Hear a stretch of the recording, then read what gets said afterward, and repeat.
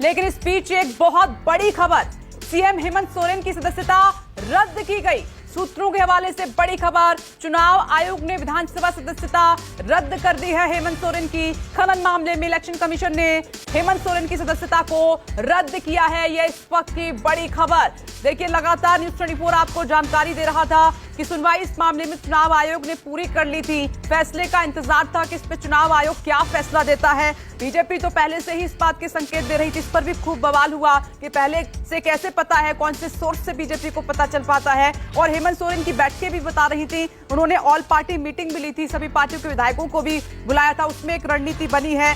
तो अब आगे क्या होगा? इलेक्शन कमीशन के इस फैसले के बाद हेमंत सोरेन अब सीएम नहीं रहेंगे, उनकी सदस्यता रद्द हो गई है।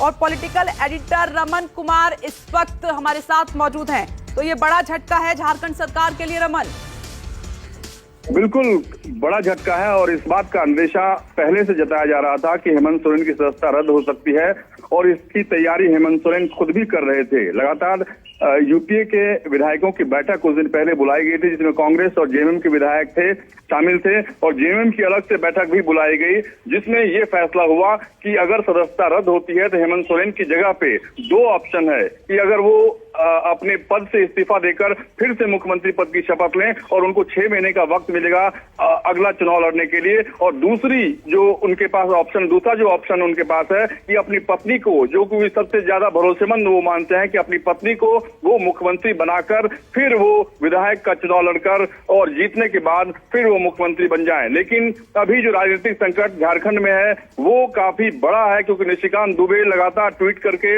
ये बात कह रहे थे कि हेमंत सोरेन की सदस्यता रद्द होगी और ऑफिस ऑफ प्रॉफिट का मामला जो है, उस मामले में चुनाव आयोग की तरफ से ये बड़ी कार्रवाई की गई है और चुनाव आयोग की तरफ से जो चिट्ठी भेजी गई है राज्यपाल को, उसमें बिल्कुल साफ तौर पर ये कहा गया है कि हेमंत सोरेन की सदस्यता, विधायक की सदस्यता रद्द की जाए और विधानसभा की सदस्यता रद्द होने के बाद उनके पास इस्तीफा देने के अलावा कोई चारा नहीं बचता है।